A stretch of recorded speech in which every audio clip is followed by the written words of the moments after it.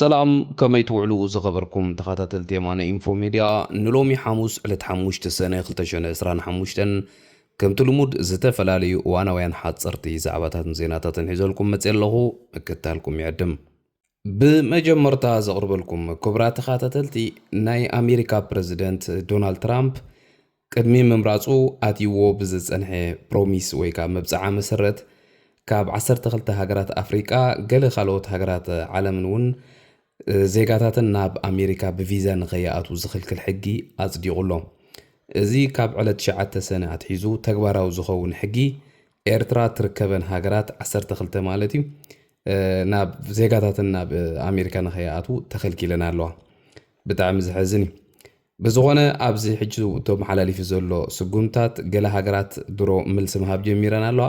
بزي مسرت سوماليا باتي تباهيلو زولو مفلاي سوماليا بقبر شبرا ويكا قبر شبرا ويان كاب سوماليا زبقسو قبل علي زيقاتاتنا حادقا نخيو وردو زبل مخنيات سلازهابا مس منقصة أمريكا بزعبانا سيكوريتي إيشو ندحر اللو خنزالة رب الواتينا زمدنا ناخنا محايشون تدالينا لنا يلو مالو تشاد تبال هاجر ناي مأكلاي أفريقيا بوغنا قبل علي زيغاتات ناي أمريكا اقراقير الله لك خمت أمريكا قبل علي زيغاتات تشاد زقبرتو انت اميلوم زلو ولا دا نحنا جنزب مليونات نكال انقلن اي هلونا ولا قومو بزحنا أمريكا وانزي يتصلو يخون قنت خبرنا هاجرنا ختنكف كله هاجرنا خم حانت قبرو شبراويت تباهي لنا أمريكا توقل كله زيغاتاتنا نحنا اول كنوصدو نخل سقومتي كبرنا هاجرنا خنبل قبل علي زيغاتاتني أمريكا ديبلوماسياتاتن كالوتن اقدا غيرنا لنا يلو مالو مخنياتنا يزي تباهي لزول اقدا خم تزبولكوهم قال هاجرات بسيفيل وار سلاز حماسا زلو خم بعل السودان ليبيان كالوتن زبلا نزيغاتاتن بقع زخونه فيزا خهبو زخؤلو سبب سلطان يبلن زبل مخنيات الله تنقل هاجرات جن مبزحت يوم كابن زموز زيغاتات قبرش براوين قالن كالوتن كوينوم قبل على زيغاتاتن حرقا خوردو زخؤلو يميل الله نايكب على إيرتراز بلا هاجرات زقولوز مخنيات دما بزحات زيغاتات نايزن زن بلان زلنا هاجرات اب امريكا فيزا حاتيتو بمصا ابو سلازتورفو يبيلو كاب 15% زغونو خابتومنا امريكا زاتو زيغاتات نايزن تقسن زلنا هاجرات اب امريكا كوف كم زبلو يحبر يلو مالتي بزبوي قوينو بتي سرعه تقدف كساب حجي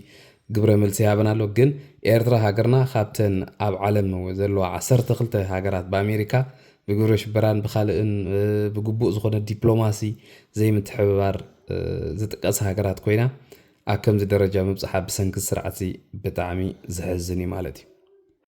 كاتيلة زغربالكم كبرات سماعتي لو ما عندي أب أدي ستاندرد زبهالنا إثيوبيا عبي معكن زينا زوت حدا زينا حجون معكنا زينا إثيوبيا ببزح زدقاقم وزلوا حدا زينا له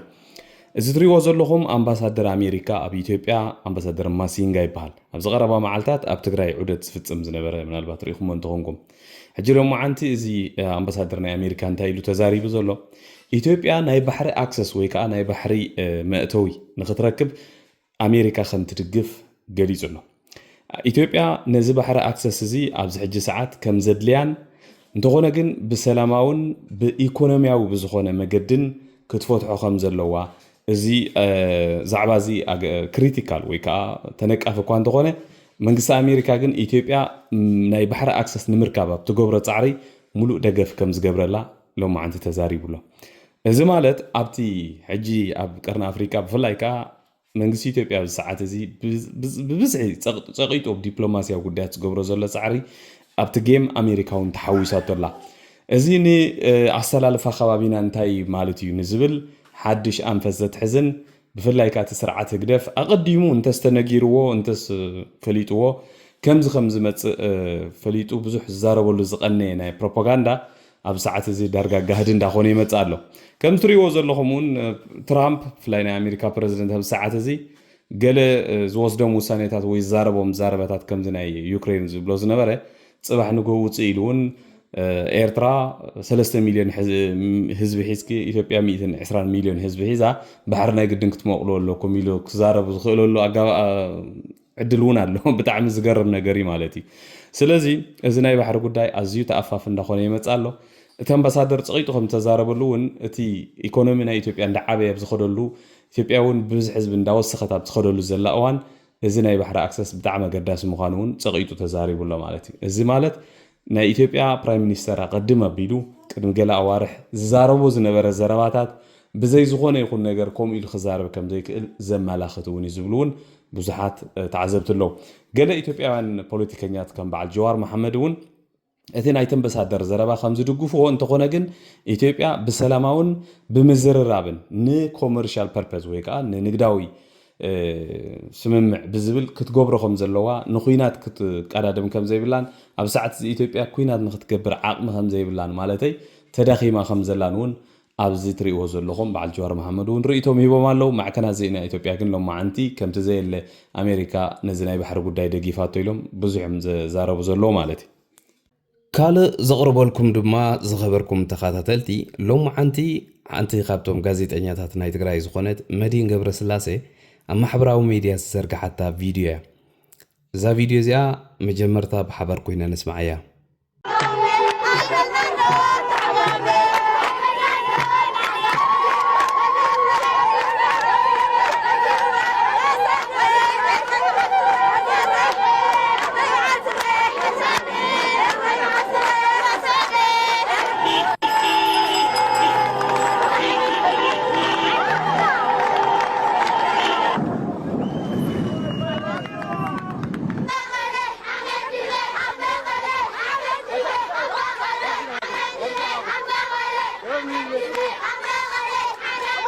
መዲን ገብረስላሴ እምበኣር ነዚ ቪድዮ እዚ ዝጠቅዓቶ ሎማዓንቲ እዚ ቪድዮ እዚ ኣብ 1998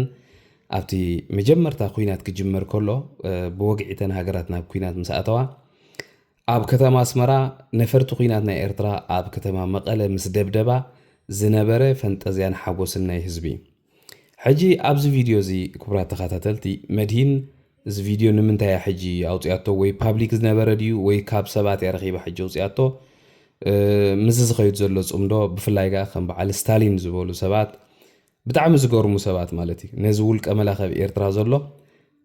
ተንበርኪኾም ክስዕሙ ከለዉ ህያብ ክህብዎ ከለዉ ስለ ትርኢ ዘላ ክኸውን ይኽእል እዩ ዝብል ግምት ኣለኒ እንተኾነ ግን ክቡራት ሰማዕቲ ኣብዚ ከምዚ ዓይነት ነገራት ብፍላይ ከምዚ ቪድዮ ናይቲ ኢትዮ ኤርትራ ተባሂሉ ዝፍለጥ ኩናት ቪድዮታት ክንዘርግሕ ከለና እቲ ዘሎ ሓቅታት ከም ዘለዎ ኮፍ ምባል እውን ኣገዳሲ ዝብል እምነት ኣለኒ ሕጂ ኣብዛ ቪድዮ እዚኣ መቐለ ዝተደብደበ ቤት ትምህርቲ ዓይደር ማለት እዩ ህፃናት ብዙሓት ህፃናት ናይ መዋእለ ህፃናት ዝተቐትልሉ መጀመርታ ነፈርቲ ኩናት ኢትዮጵያ ናብ ኣስመራ ደብዳብ ገይረን እዚኣ ማንም ሰብ ክፈልጣ ዘለዎ ማለት እዩ ተሓቂ ከም ዘለዎ ክቕመጥ ስለ ዘሎ መጀመርታ ነፈርቲ ኩናት ኢትዮጵያ ኣብ ከተማ ኣስመራ ኣብ ሰንበል መጥቃዕቲ ገይረን ምናልባት እቲ ጉድኣት ዝወረደ ኣብ ልዕሊ ሲቪል ኣነ ብትክክል ኣይዝክሮን እየ ሕጂ ግን ሽዑውን ብመጠኑ ጉድኣት ወሪዱ ከም ዝነበረ እዩ ዝግለጽ ብድሕሪኡ ነፈርቲ ኩናት ኤርትራ ከይደን ኣብ መቐለ ደብዲበን እቲ ዝደብደባሉ ቦታ ግን እንተስ ኮነ ኢልካ እንተስ ብዕውት ዘይኮነ ኦፐሬሽን ክበሃል ይከኣል ኣብ ልዕሊ ሓደ መዋለ ህፃናት ዝተገብረ መጥቃዕቲ ብዙሓት ህፃናት ሞይቶም ሽዑ ኣብቲ ቪድዮ ኣሉ ናይቲ ሽዑ ዝረአውን ብዙሓት ህፃናት ተሰኪሞም ናብ ሕክምና እንዳወሰድዎም ዝረአውን ኣሎ ማለት እዩ ብዙሕ ግዜ ደርፍታት ገለ ናይቲ ሽዑ ዝነበረ ኩናት ክወፅእ ከለውን ናይ ዓይደር ቤት ትምህርቲ እንዳተባሃለ ይዝከር እዩ ሕጂ ኣብዞም ህዝቢ ንሪኦ ዘለና ህዝቢ ኤርትራ ሆ ዝብል ዘሎ ክሳብቲ ሳልሳይ ወራር ተባሂሉ ዝፍለጥ ስምዒት ናይቲ ህዝቢ እንዳመዝመዘ እቲ ስርዓት ብባዶ ሰለስተ ዝበሃል ናይ ወረ ናይ ሓሶትን ናይ ፕሮፓጋንዳን ሰባት ገይሩ ነዚ ህዝቢ ክንደይ ግዜ እዩ ማኖት ሒዝዎ ሕጂ ኣብዚ ዝነበሩ ሰባት ንሰምዖ ኣለና ዓጋመ ገለ ዝብል ወይ ከዓ እዚ መቐለ ስሒናታ መቐለ ከምዚ ኮይና ገለ መለ ዝብል ነገራት እቲ ስርዓት ኮነ ኢሉ ነቲ ህዝቢ ናብ ኩናት ንምእታው ዋላ እውን እቲ ኩናት ምስ ኢትዮጵያ ዝበሃል ዝነበረ ኦልሬዲ ፕላን ዝኾነ ወይ ከዓ ዝተሰርሐ ክግበር ዘሎ ኩናት ተባሂሉ ዝተጠጀአ ኩናት ስለ ዝነበረ ህዝቢ ኤርትራ ከዓ ብሙሉእ ዓቕሙ ብሙሉእ ናብቲ ኩናት ንኽኣቱ ተባሂሉ ዝተገበረ ታክቲክ እዩ ሕጂ ኣብዚ ክንፈልጦ ዘለና ከዓ ማለት እዩ እቲ ህዝቢ ናይ ኤርትራ ብፍላይ ኣብቲ እዋን እቲ መብዛሕቲና ንኣሽቱ ነርና ብዙሕ ሰብ ከም ዝክሮውን ኣብ መቐለ ከይደን ነፈርቲ ኩናት ናይ ኤርትራ ሽዑ ቴሌቪዥን ገለ ኣዝዩ ውሑድ ነይሩ እዚ ሳተላይታት ገለ መለውን ብዙሕ ኣይነበረን በታ ኤርቲቪ እያ ነይራ ኣብ መቐለ ከይደን ነፈርቲ ኩናት ኤርትራ ዕዉት ዝኾነ ስርሒት ኣካይደን ክንዲዚ ነፈርቲ ደምሲሰን ኣብ መቐለ ማዕርፎ ነፈርቲ ናይ ኩናት ነፈርቲ ናይ መቐለ ተደምሲሱ ዝብል ዜና እዩ ተሰሚዑ እዚ ምስ ተሰምዐ እምበር እቲ ህዝቢ ኣብ ደገ ወፂኡ በቲ ባዶ ሰለስተ እውን ከምዚ ጌርና ጥቂዕተን ተባሂሉ ብከምዚ ህዎ ዝብል ዘሎ እዚ ኣብ መቐለ ዝተኻየደ መጥቃዕቲ ኣብ ልዕሊ ህፃናትን መዋእሊ ህፃናትን ከም ዝተፈፀመ ዝተፈልጠ እምበር ኣብ ኤርትራ ብድሕሪኡ መይቢ ድሕሪ ገለ ኣዋርሕ ክኸውን ይኽእል ድሕሪ ሓደ ዓመት ክኸውን ይኽእል ኣብ ዝተፈላለየ ኣጋጣሚታት ብናይ ኢትዮጵያ ቴሌቪዥን ዝመሓላለፍ ነበረ ዜና ብድሕሪኡ እቶም ሳተላይት ገለ ዝነበሮም ዕድል ዝነበሮም ሰባት ኣብ ዓበይቲ ከተማታት ዝነብሩ ተዘይኮይኖም ወተሃደርን ኣብ ካልእ ከተማታት ወይ ገጠራት ንኣሽቱ ገጠራትን ዝነብር ዝነበረ ሰብ እንታይ ከም ተፈፀመ መቐለ እውን ዝፈልጥ ኣይነበረን ምባል እዩ በዚ ኮይኑ በተ ግን ስርዓት ህግደፍ ንህዝቢ ኤርትራ ንህዝቢ ትግራይን ብሓንሳብ በዲልዎም ክንብል ከለና ብከምዚ ንሪኦ ዘለና እዩ ማለት ንህዝቢ ኤርትራ ሕጂ ኣብዚ እንታይ ገይርዎ ግዳይ ገይርዎ ግዳይ ኣብቲ ኩናት ንዝተፈፀሙ ነገራት ዓወት ከም ዘመዝገበ ወይ ከምዚ ከም ዝተገብረ ልክዕ ከምቲ ኣብ ዝሓለፈ እዋናት ዝገብሮ ዝነበረ ማለት እዩ ካልእ ድማ ክቡራት ሰማዕቲ ብዛዕባ ፅምዶ ብወገን ትግራይ ኣብ ህዝቢ ወሪዱ ህዝቢ ትግራይ ኣብዚ ሰዓት እዚ ንፅምዶ ብፍላይ ከዓ እዞም ናይ ሚድያታት ኣብ ሚድያ ኣንጻር እዚ ናይ ስርዓት ህግደፍን ናይ ሕወሓትን ፅምዶ ተባሂሉ ናይ ምትላል ዝስራሕ ዘሎ ስራሕ ሚድያታት ብዝገብሮ ዘሎ ኣፃዕሪ ብዙሕ ህዝቢ ብሰዓት እዚ እንዳወፀ ሓሳባት ይሂብ ኣሎ ብዓብዩ ተደጋጋሚ ነቕርበልኩም ኢና ብትግራይ ወገን ፅምዶ ፍጹም ተኣምር ተቐባልነት ዝበሃል የብሉን ብፍላይ በቲ ህዝቢ ዝበሃል ማለት እዩ ብዓበይቲ ይኹኑ ንኣሽቱ ይኹኑ መንእሰያት ተቐባልነት ዝበሃል የብሉን ብኤርትራ ዘሎ ህዝቢ ብዓብዩ ክዛረብ ስለ ዘይክእል ወላ ዓንቲ ብዛዕባኡ ኣብኡ ኣቲኻ ከምዚ ተቐቢሉ ወይ ተቐበሉን ክትብል ኣይትኽእልን ኢኻ እዞም ክሳብ ሕጂ ተቐቢልና ኢሎም ሰብ ተታልሉ ዘለዉ እቶም ኣብ ሜድያ ናይ ህግደፍን ወይ ናይ ህወሓትን ወከልቲ ኮይኖም ዝዛረቡ ዘለዉ ሰባት ጥራሕ እዩ ማለት እዩ ስለዚ ብህዝቢ ትግራይ ወገን እንታይ ዓይነት ስምዒታት ከም ዘሎ ካብዞም ኣቦና ዘርግሕዋ ቪድዮ ስምዕዋ ኢኹም ናይቶም ኣቦ ስምዒት እምበር ናይ ብዙሓት ተጋሩ ኣቦታት ስምዒት ከም ዝኾነ ማንም ሰብ ክርዳእ ክእል ኣለዎ ማለት እዩ ክልተ ግዜ ክልተ ዓይነት ፅምዲ እኒሀ ኣብ ኤርትራ ፅምዲ ኣሎ ይብሉና ኣብዚ እውን ሓራ መሬት ዝበሃል ኣሎ ይብሉና እቲ ኤርትራ ዝበሃል ከመይ ገይሮም ከምዝኣተውዎም መርንዳ ይርደን ሰብ ለኽእዮም ሓንጎል ደሎም እኽልናይ እንደኸኦም በሊዖም ሓልፍዎ ዝሓለፈ ጀነሳይድ ብሻዕብያ ዘይስምዑ ኢሉ ኮይኑ ቀደሞም ከዚኦም ናይ ሻዕብያ ውድቡ እዮም እምበር ናይ ትግራዋይ ውድቡ ኣይኮኑ ብሻዕብያ ማዓንኮሩ ሒዞም ዘንካባኽብዎ እዮም ንሕና ከዓ ኩሉ ጀነሳይድ ወዲቑናስ ናብቲ ናይ ኤርትራ ዘሎ ፅምዲ ክንጥመር ኢለ ይሓስብን ከጥፍአና እንተዘይኮይኑ ንኣና ክንምዕና ይኽእል ቀፂለ ዘቕርበልኩም ክቡራት ሰማዕቲ ካብ ዕለት 16 ሰነ ክሳብ 11 ሓምለ ኣብ ዝካየድ ናይ ዩናይትድ ኔሽንስ ሃይ ኮሚሽነር ፎር ሁማን ራይትስ ኣብ ዝብል ኣኼባ ናይ ኤርትራ ናይ ዩኤን ስፔሻል ራፖርተር ዝኾነ ሙሓመድ ዓብድሰላም 19 ገጻት ዝሓዘ ብዛዕባ ሁማን ራይትስ ሲቹዌሽን ኢን ኤርትራ ወይ ከዓ ኩነታት ሁማን ራይትስ ወይ ከዓ ሰብኣዊ መሰላት ኣብ ኤርትራ ብዝብል ፀብጻብ ከም ዘቕረበ ተፈሊጡሎ እቲ 19 ገጻት ዝሓዘ ፀብጻብ ናይ ውድብ ሕብራት ሃገራት ኣብቲ ውሽጡ ኣዝዩ ብዙሕ ዲቴይልስ ብፍላይ ከዓ ብዛዕባ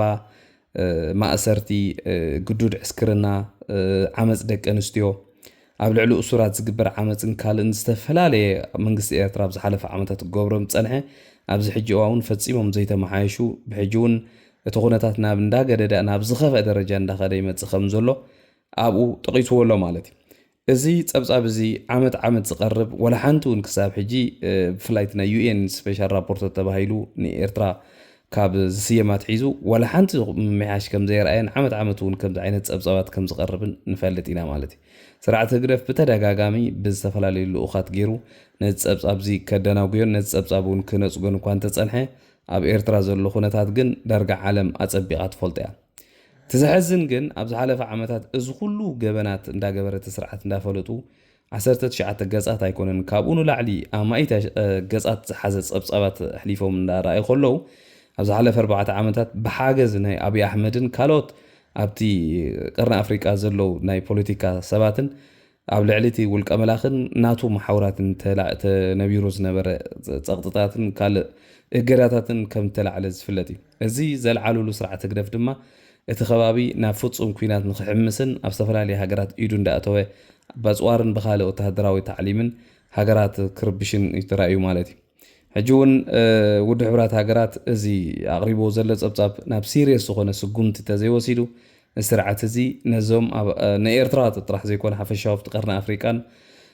بفلاي كابتن إيرتران إثيوبيان بهالهاجرات قومون السودان اتي تغبراتو كم زغصلون فلوت نغري مالتي ابتي صبصاب ناي ود حبرات هاجرات ناي سبيشال رابورترون بمولو تتقيسلو اب موداتا زقربلكم دما خبرات تخاتلتي مقصلتا نايتي زتفلاليو معكنات زينا بزعبا برغيتنا حمودو زصحفو زلو ببغزيو صحفات تግራይ ሄራልድ ዝብል ሓደ ማዕከን ዜናውን ብዛዕባ ብርጌድና ሓመዱ ዝጻሓፎ ጽሑፍ ኣብዝን ሄለኩም ኣብዚ ጽሑፍ እንታይ ዝብል the rise of ብርጌድና ሓመዱ and the end game of the brutal regime in Eritrea ዝብል ኣርእስቲ ብምሃብ ሰፊሕ ዝኾነ ጽሑፍ ብዛዕባ ብርጌድና ሓመዱ ጽሒፉሎ ኣብዚ ጽሑፍ እዚ እምበኣር ኣመጻጻ ታሪኻዊ መጻጻ ብርጌድና ሓመዱ እቲ ስርዓት 34 ዓመት ኣብ ኤርትራ ዝገብሮ ዝነበረ ብፍላይ ከዓ ኣብ ዲያስፖራ ዝኽተሎም ዝነበረ ስትራቴጂታት ህዝቢ ንምሓዝ ንዑ ከመይ ገይሩ ከም ዝሰበሮን ከምኡን ኣብ መንጎ ኤርትራን ትግራይን ብፍላይ ኣብ መንጎ ኤርትራን ኢትዮጵያን ብፍላይ ኣብ መንጎ ኤርትራን ህዝቢ ትግራይን ዝነበረ ናይ ጽድኢ መናፍስት ከመይ ገይሩ ከም ዝሰበሮ እቲ ናይ ብርጌድና ሓመዱ ምንቅስቓስ ዝገልጽ ሰፊሕ ጽሑፍን ኣሎ ብዛዕባ በጋግሳ ዘጋጠሞም ሽግራትን ኣብዚ ሕጂ ሰዓት ብርጌድና ሓመዱ ካብቶም ብኤርትራ ፖለቲካ ደረጃ ዝጥመቱ ብደገ ዝጥመቱ ዘለው ምትኻባት ናይ መንእሰያት ወይ ከዓ ማዕበል ናይ መንእሰያት ከም ዝኾነን ኣብዚ ጽሑፍ እዚ ኣቲኻውን ክርእ ካል እዩ ማለት እዩ በዚ ኮይኑ በተ ግን